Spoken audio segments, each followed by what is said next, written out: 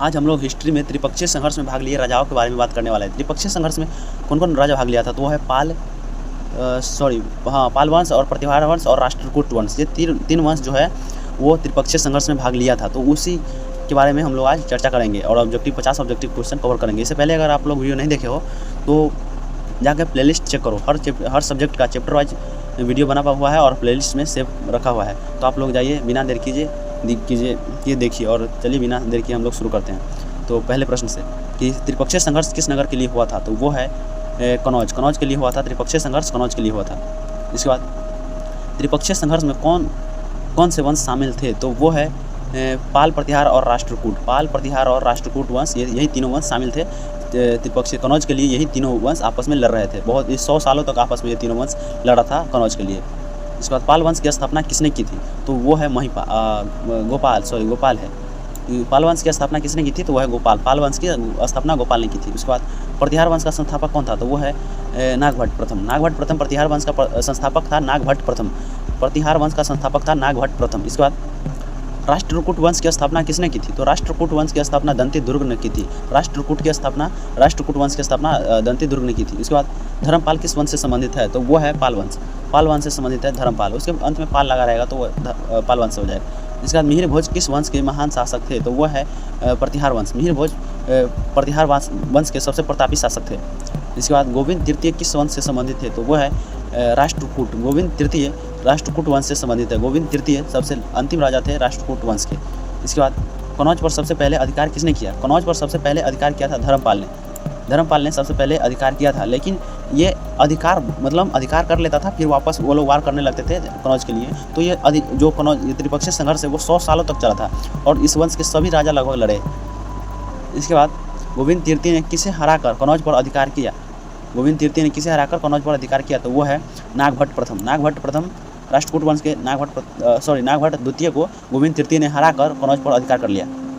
इसके बाद त्रिपक्षीय संघर्ष किस कालखंड में हुआ? तो वो है 8वीं से 9वीं शताब्दी में। मिडिएवल हिस्ट्री, अभी हम लोग मिडिएवल हिस्ट्री कर रहे हैं। इससे पहले हम लोग एंशिएंट हिस्ट्री भी किए थे और आगे मॉडर्न हिस्ट्री भी करेंगे चैप्टर वाइज इसी तरह से।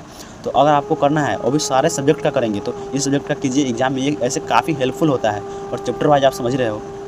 तो देखिए अगला क्वेश्चन, कनौज का महत्व क्या था? कनौज क्यों वो लोग आपस में लड़ रहे थे? तो वो धार्मिक केंद्र था, व्यापारिक केंद्र था, राजनीतिक प्रतिष्ठा थी। ये सारे ही कारण थे जो उस वक्त सभी कारण थे। धार्मिक वहाँ पे धर्म का केंद्र था, बौद्ध और जैन का तो वहाँ पे सेंटर ही था। तो और बहुत सारे सभी अच्छे धर्म है जो बड़े बड़े उस वक्त फेमस धर्म थे, वो सबका केंद्र था वहाँ पे। और वो बहुत ही रिच सिटी था एक तरह से कह सकते हैं कनौज उस टाइम पे। तो इसलिए वहाँ उसके लिए सब आपस में लड़ रहे थे। इसके बाद त्रिपक्षीय संघर्ष का मुख्य कारण क्या था? तो वो है कनौज पर नियंत्रण। कनौज पर वो एक रिच सिटी एक तरह से कह सकते हैं, उस पर नियंत्रण पाना चाहता था सब, कि व्यापारिक दृष्टि से भी हमको कोई दिक्कत ना हो और धर्म के मामले में भी हम ही श्रेष्ठ कह रहा है। उसके बाद राजनीतिक दृष्टि भी, क्योंकि सब अपने आप में बेस्ट दिखाना चाहता था और ताकतवर। इसके बाद धर्मपाल ने किसे कनौज का राजा नियुक्त किया था? तो वो है चक्रायुध। चक्रायुध को धर्मपाल ने कनौज का राजा नियुक्त किया था। इसके बाद राष्ट्रकूटों का मूल स्थान कहाँ था? राष्ट्रकूटों का मूल स्थान था दक्षिण भारत, साउथ इंडिया में। राष्ट्रकूट कहाँ के थे? तो साउथ इंडिया के, दक्षिण भारत के। राष्ट्रकूट कहाँ के थे? तो दक्षिण भारत के। इसके बाद पाल वंश ने किस धर्म को संरक्षण दिया? पाल वंश ने किस धर्म को संरक्षण दिया? तो वह है बौद्ध धर्म। पाल वंश ने बौद्ध धर्म को संरक्षण दिया था। इसके बाद प्रतिहार वंश किस धर्म के अनुयायी थे? तो वो है वैष्णव धर्म। प्रतिहार वंश किस धर्म के अनुयायी थे, किस धर्म को मानते थे? तो वो है वैष्णव, हिंदू। इसके बाद राष्ट्रकूटों ने किस धर्म को बढ़ावा दिया? तो वो है जैन धर्म। राष्ट्रकूटों ने जैन धर्म को बढ़ावा दिया और राष्ट्रकूट कहाँ के थे? तो साउथ इंडिया के। इसके बाद पाल वंश की राजधानी क्या थी? पाल वंश की राजधानी थी पाटलिपुत्रा। पाल वंश की राजधानी जो गोपाल थे वो पाटलिपुत्रा और बंगाल के साइड में इधर ही थे। इसके बाद राष्ट्रकूटों की राजधानी थी, राष्ट्रकूट की राजधानी क्या थी? तो वो है मानेखेत। मानेखेत थी राष्ट्रकूटों की राजधानी साउथ इंडिया में। इसके बाद मिहिर भोज को किस उपाधि से जाना जाता था? तो वो है आदिवराह। आदिवराह के नाम से जाना जाता था। मिहिर भोज सबसे प्रतापी राजा था। इसके बाद गोविंद तृतीय के समय राष्ट्रकूट साम्राज्य कहाँ तक फैला था? गोविंद तृतीय के समय राष्ट्रकूट साम्राज्य कन्याकुमारी तक, ये तमिलनाडु में था। राष्ट्रकूट साम्राज्य जो है तमिलनाडु, साउथ इंडिया का तमिलनाडु में था और कन्याकुमारी तक था और आंध्र प्रदेश और तमिलनाडु के क्षेत्र में इसका साम्राज्य फैला हुआ था।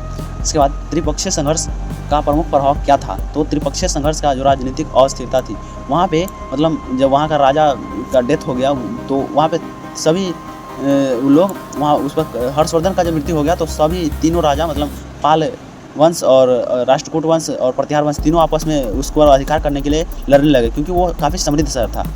इसके बाद पाल वंश का सबसे प्रसिद्ध शासक कौन था? तो वो है देवपाल। पाल वंश का सबसे प्रसिद्ध शासक और मतलब फेमस और ताकतवर जो था शासक देवपाल था। देवपाल।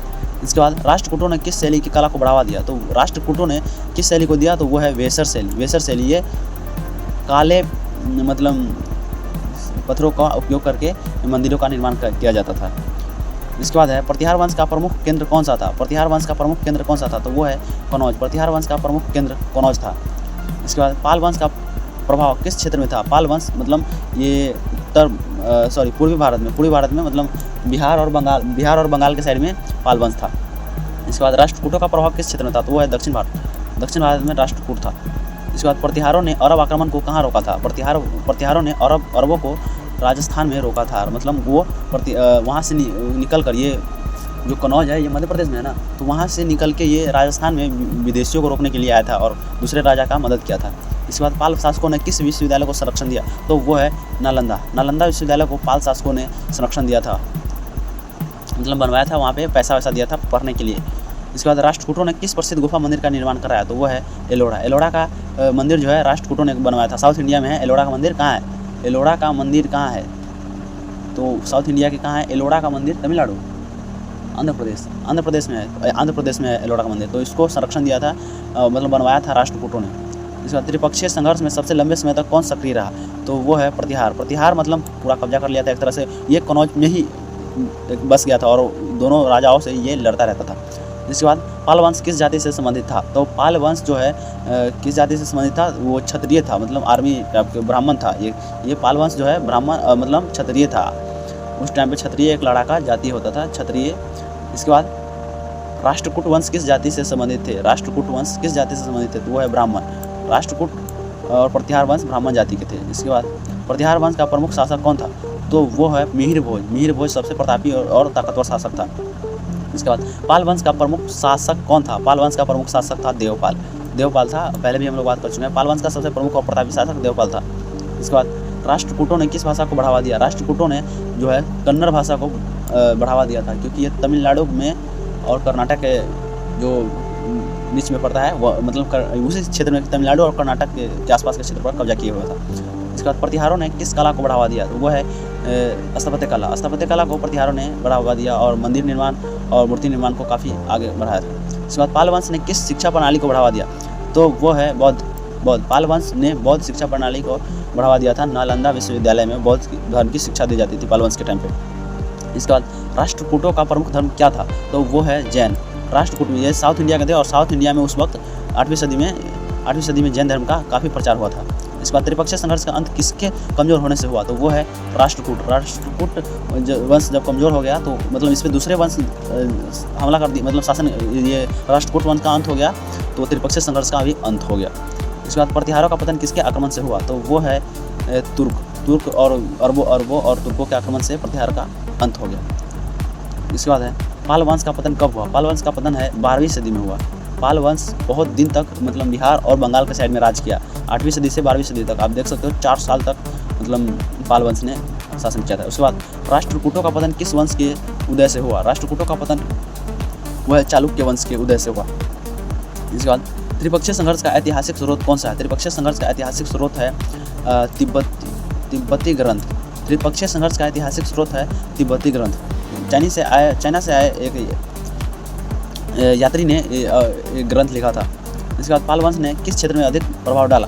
तो वो है बंगाल और बिहार के भी साइड में उसका अधिकार था। इसके बाद प्रतिहारों ने किस क्षेत्र में सबसे अधिक प्रभाव डाला? तो वो है राजस्थान और मध्य प्रदेश के भी कुछ क्षेत्रों में। इसके बाद राष्ट्रकूटों ने किस क्षेत्र में सबसे अधिक प्रभाव डाला? राष्ट्रकूट तो ये है तमिलनाडु, राष्ट्रकूट जो है महाराष्ट्र इसका मेन सेंटर था।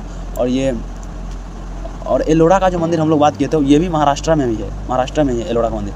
इसके बाद त्रिपक्षीय संघर्ष ने भारत को क्या दिया? त्रिपक्षीय संघर्ष ने राजनीतिक अस्थिरता, मतलब यहाँ पे अनस्टेबिलिटी, हर्षवर्धन की मृत्यु के बाद ये सारे आपस में लड़ने लगे थे। भारत में आपस में ही ये सब लड़ते रहते थे कनौज पर अधिकार करने के लिए। इसके बाद त्रिपक्षीय संघर्ष का अध्ययन किस विषय में किया जाता है? तो वो है मध्यकालीन इतिहास। ऑफकोर्स हम लोग मेडिएवल हिस्ट्री कर रहे हैं और इसी तरह से हम लोग आज ये त्रिपक्षीय संघर्ष का भी हम लोग खत्म कर लिए हैं। ये चैप्टर भी 50 क्वेश्चन हमारा कंप्लीट हो गया है। इसी तरह से हम लोग चैप्टर वाइज और कवर करते रहेंगे सभी सब्जेक्ट का। तो अगर आपको भी इसी तरह से चैप्टर वाइज पढ़ना है और बिहार के बारे में अच्छे इन्फॉर्मेशन लेना है, बिहार के जीके भी हम लोग करवाते हैं, इवन बिहार के बारे में भी हम लोग बहुत सारे टॉपिक से बात करने वाले हैं, तो चैनल को सब्सक्राइब कर लीजिए और